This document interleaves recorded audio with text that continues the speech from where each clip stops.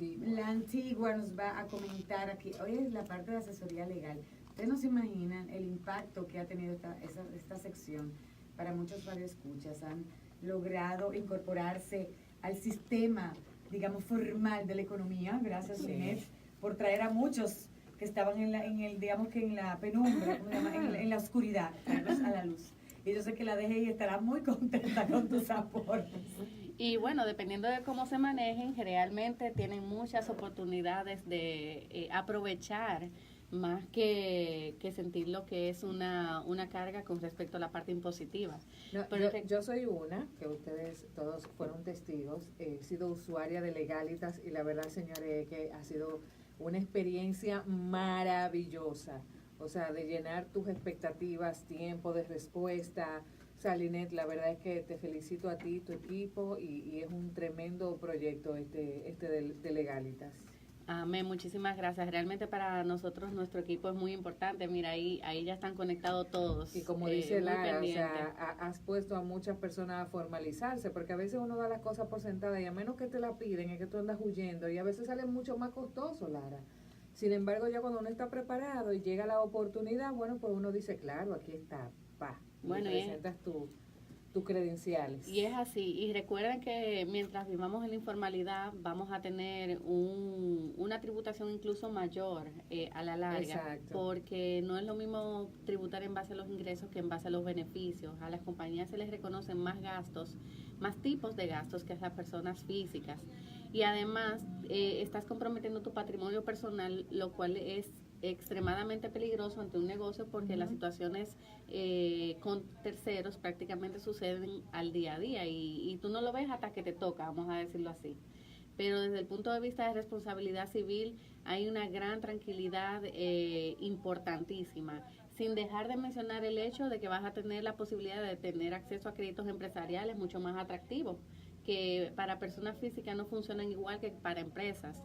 Y obviamente vas a tener incapacidad de acceder a grandes clientes en caso de que continúes así. Generalmente los grandes clientes pues obviamente tienen cierto favoritismo para negociar con empresas que puedan perdurar en el tiempo, que es uno de los beneficios de estar formalizado. En el hecho de que no importa qué pase, digamos, con su composición accionaria, puede siempre sustituir a un gerente y la compañía puede continuar con su rumbo independientemente de lo que suceda. Cuando es una persona física, esa persona física desaparece y ya ahí termina toda la historia. Entonces, aprovechar los esquemas de estar formalizado y como el día de hoy el tema es justamente identificar cuáles son esas necesidades que debe de un usuario, por decirlo de alguna manera, tomar en cuenta en el momento en que se formaliza, pues obviamente para aprovechar todos esos beneficios que tienen como empresa, el primer paso que yo sugiero que tomen es el de definir cuál es el esquema tributario que más le conviene. Existe el procedimiento de tributación simplificado y existe el procedimiento de tributación ordinario. Entonces, asesórense con su contable, busquen orientación. Nosotros en Legalitas también tenemos un departamento que se llama Legalitax, para la parte de los taxes. Ya tú sabes. Así mismo. Bueno, y que ahora, Liné, ahora tengo una pregunta que hacen, que hay que hacerlo antes de que finalice el año, porque después que se cierra diciembre ya, aunque uno reporte en abril, cualquier, digamos que ajuste que haya que hacer ya es muy tarde. Y es correcto, pero no solamente eso, para algunos es diciembre, si tú elegiste esa fecha, claro, pero hay otros... Los cierres de año, claro. Exactamente, los cierres de año no hay gente que lo tiene en abril o lo tiene en julio, ¿verdad? Y en septiembre. Exacto. Hay varias opciones para tener cierres y va a depender del tipo de negocio, porque hay algunos negocios que son mucho más movidos en diciembre y hay otros que son más movidos, por ejemplo, en la época de verano para los colegios. O sea que depende del tipo de negocio, te conviene una fecha de cierre u otra. Entonces, dependiendo de tu fecha de cierre, lo ideal es que antes de que termine tu cierre, pues entonces ya esa decisión la hayas tomado. Mientras tanto, obviamente tener toda la documentación de los ingresos y de los gastos pues organizada y ahí lista para ser declarada. Lo ideal obviamente es que desde el inicio pues hagan su gestión proactiva y tengan esas cuentas claras desde el inicio. Pero en el hipotético caso en que te formalizaste, tienes muchas situaciones, pues entonces por lo menos guardar la documentación oportunamente. Los gastos, por ejemplo, en una bandeja o en una caja y los ingresos en otra caja o en otra bandeja para que cuando sea el momento de utilizarlos, pues tú lo tengas a mano. Porque imagínense, ¿cómo podemos trabajar si no tenemos la prueba o los elementos que nos van a utilizar, que nos van a ayudar para trabajar? Entonces, ese sería, digamos, el primer esquema, identificar el régimen que más te conviene a nivel tributario, dependiendo de tus operativas, número 1, y número 2, pues empezar una gestión organizada con un mini departamento de contabilidad. No es algo muy complicado, con un rincón que tú lo organices de manera adecuada puede funcionarte mientras tanto. Y bueno, como hablamos de que uno de los beneficios de estar formalizado es justamente la separación del patrimonio de la persona con el patrimonio de la empresa, pues entonces organizar tu operativa para que esos activos que tienes, que están trabajando para la empresa, pues sean traspasados a favor de la empresa, porque entonces no vamos a tener esa segregación patrimonial. Le voy a poner un ejemplo, digamos, práctico. Cuando llega el momento en que una persona se formaliza ya y tiene, por ejemplo, un negocio en donde tiene que transportar mercancía, hay un vehículo que se utiliza para fines de la empresa, que inicialmente estuvo a nombre de esa persona, del dueño de la empresa, como persona física antes de formalizarse. Entonces, ya luego de formalizado, esa guaguita, ese bien, no se recomienda que continúe a nombre de esa persona física, porque entonces no estaríamos aprovechando la separación patrimonial que existe entre la persona física y la empresa. Entonces, la recomendación es que hagan los trámites para que todos esos activos, como por ejemplo ese carrito que lo maneja un chofer, que prácticamente está expuesto en la calle a que le pase cualquier cosa con un peatón, con un choque, con lo que sea, pues para que su patrimonio como persona física quede protegido, entonces hacer los aprestos para traspasar ese activo, ese vehículo que puede estar digamos en constante riesgo a favor de la empresa y así aprovechar aún más. Y luego de que lo traspasen, no se olviden, porque también ha pasado, también hemos tenido esos casos en donde el seguro de ese vehículo sigue a nombre de esa persona física. Ser proactivos y saber que, por ejemplo, yo hice el traspaso, pero no solamente se queda ahí, o sea, si bien es cierto que hay una póliza probablemente que está corriendo y que todavía no ha vencido, pues entonces usted tiene que hacer un cambio de denominación, un cambio de nombre, un cambio de titular de esa póliza, para que en lo adelante sea la persona jurídica, o sea, la empresa, la dueña de esa póliza también, porque puede existir un riesgo de que si mañana sucede un accidente, no solamente van a perseguir al dueño del vehículo, sino también al dueño del seguro de ese vehículo. Entonces ahí puede verse mermado esa separación patrimonial y obviamente no Mire queremos lo que eso. me escribe un radio escucha, nos describe que eso es muy importante, que él vendió un carro, está contando una anécdota, hace unos años, y por no hacer el traspaso, ya él decide cuando él vende alguna propiedad hacer el traspaso automático, porque vendió un carro hace unos años pensando que iban a hacer el traspaso el comprador, tuvo un accidente donde falleció una persona y él se vio envuelto en un tema legal bastante difícil. Dice, gracias por esa recomendación, la mayoría de las personas por ahorrarnos unos chelitos no traspasamos, no terminamos de completar el proceso, y si lo deja en manos de otros, los otros también por ahorrarse los chelitos no lo hacen. ¿Cuál es el nombre de esta persona? Me dice que prefiere no decirlo. Bueno, pues entonces mire, caballero o dama. Es un caballero. De verdad que es muy, muy oportuno lo que usted acaba de decir y quiero aprovechar para puntualizar esto. Ni siquiera cuando usted vende un vehículo tiene que tener los activos como vendedor para poder ejecutar el traspaso.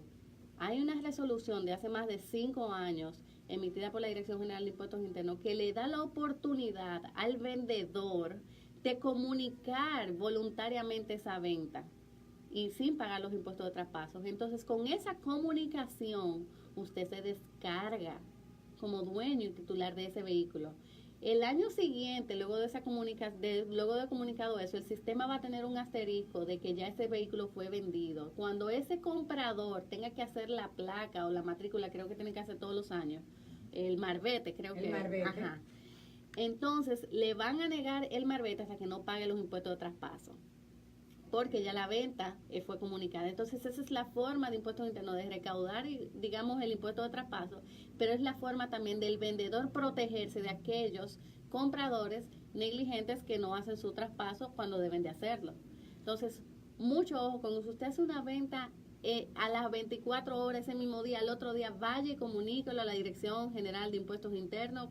Es un formulario súper sencillo, no es nada complicado, es un formulario, una comunicación anexando ese contrato, y con eso usted tiene su garantía de que en el día de mañana, si pasa cualquier eventualidad catastrófica como la que se acaba de declarar, pues entonces así puede perfectamente aprovechar este nuevo esquema. Bueno, ya no es nuevo, tiene muchos años, lo que pasa es que poca gente lo conoce y todavía no ha sucedido con los inmuebles. Estamos ansiosamente esperando que esa posibilidad también suceda con los inmuebles, de que un contribuyente vendedor de un inmueble pueda ir y reportar que ya ese activo no le pertenece. También para entonces que no se genere el IPI o la... Correctamente, para que no se genere el IPI y no sobrepase, digamos, la cuota mínima para no pagar impuestos. Oye, que eso también puede ser otra mala experiencia, que tú vayas a impuestos internos a pagar, que tienes una propiedad y te encuentres que tiene 2 y 3. Exactamente, que no son tuyas. Óyeme, sería una muy mala, un mal sabor. Porque bueno, pasa. Claro, debe pasar un montón de veces. Te pasa que tú tienes que ir a lidiar con la DGI. Recuérdense que la DGI, el trabajo de ellos es recaudar, Linet. Entonces a ellos no les importa que sí, que si usted vendió, es engorroso.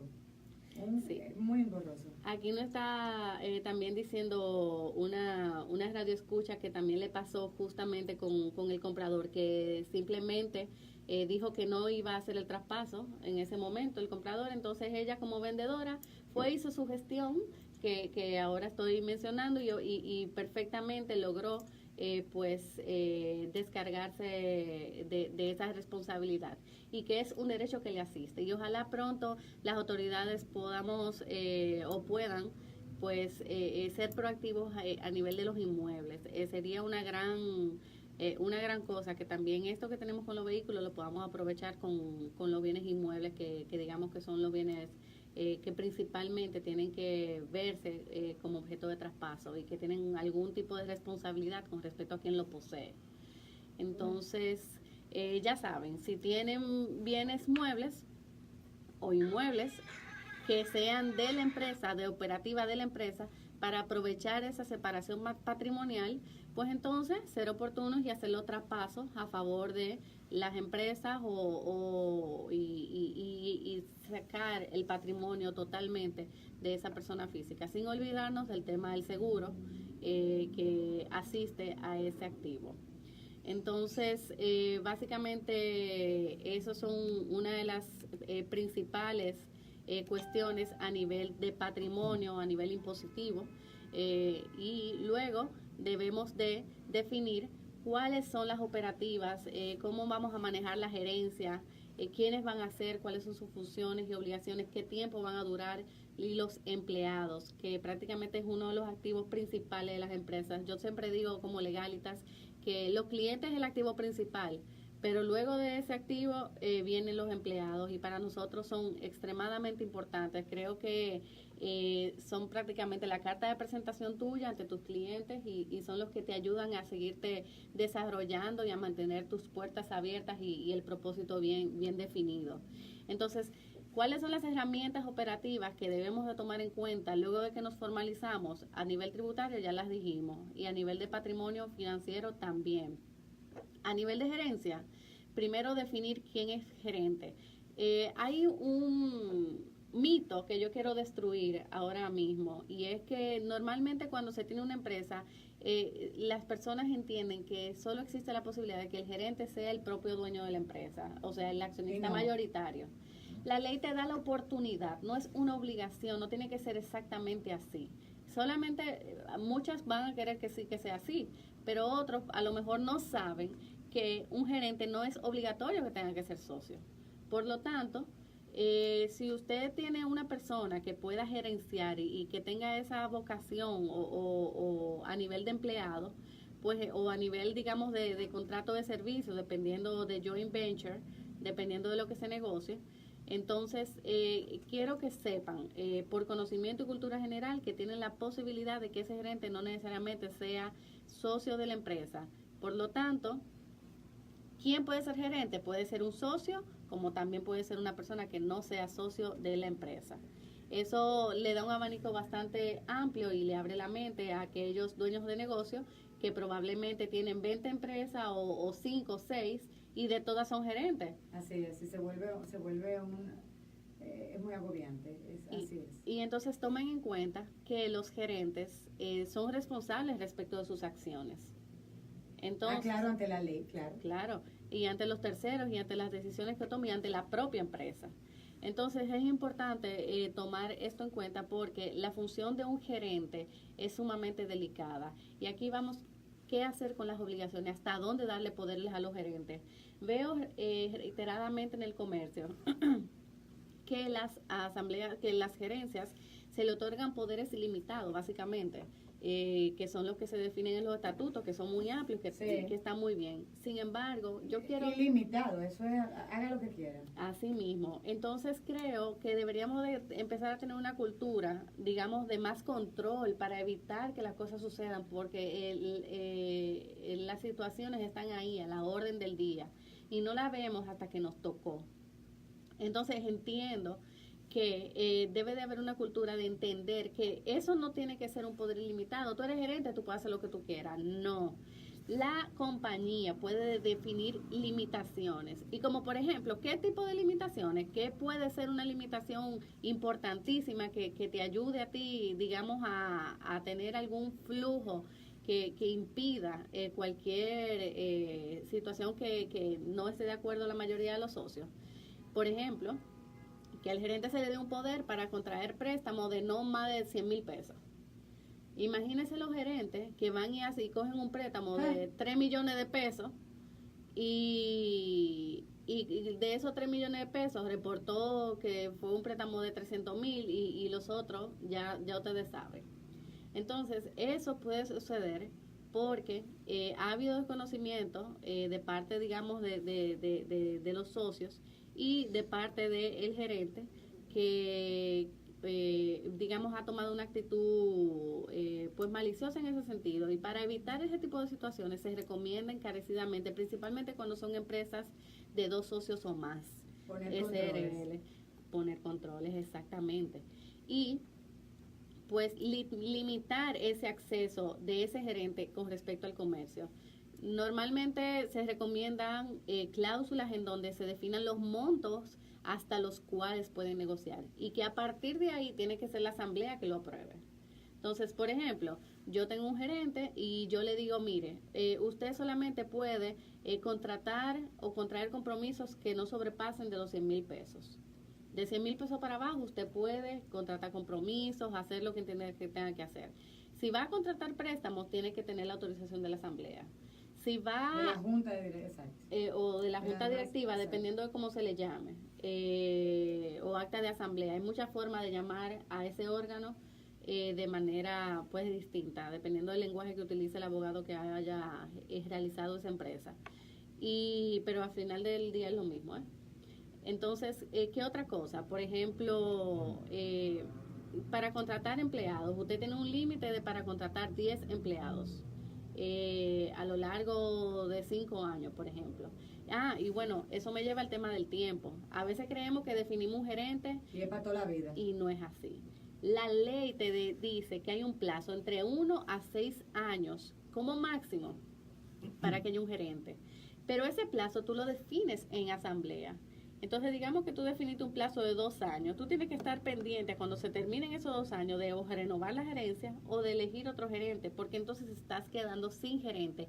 Y oigan bien, todas las operaciones que ese gerente realice fuera de su periodo, si no están oponibles a terceros en el registro mercantil y si es un gerente inválido porque ya ha terminado su periodo, entonces es extremadamente peligroso porque puede venir un abogado y debatir y prácticamente destruir ese documento a través del cual ha habido una generación de obligaciones.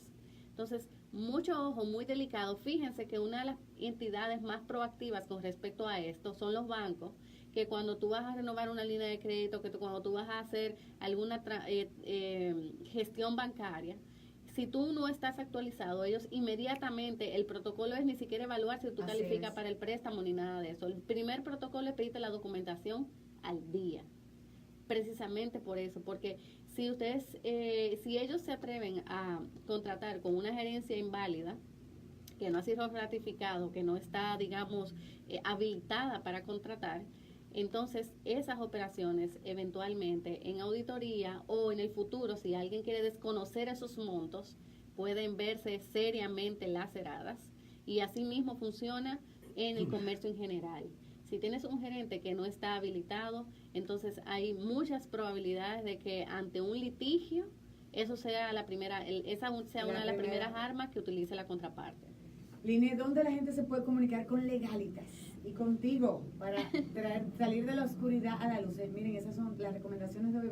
El audio lo vamos a tuitear y vamos a exhortarles a que lo escuchen, porque hay muchas recomendaciones que son, dijiste 3 o 4, que son muy importantes y valiosas. Así, ¿dónde la gente se puede comunicar contigo? Muchísimas gracias. Pueden llamarnos a nuestro teléfono 829-733-8888 para planes, servicios, consulta, estatus de caso y para hablar con sus oficiales. También tenemos WhatsApp empresarial 829-649-8888, nuestra página web y redes sociales legalitasrd.com y legalitasrd en Instagram, Twitter y Facebook. Ya lo saben. Vamos a estar posteando el audio en 1 hora y el video en YouTube también para que puedan escucharlo y compartir estas útiles recomendaciones, la puedan aplicar en sus negocios. Amigos, nos vamos a una breve pausa, enseguida volvemos. Tenemos la gente de Banreservas con Expomóvil Banreservas y muchas novedades hoy en el segmento de carros y más. Déjame ya decirle al que entre ya.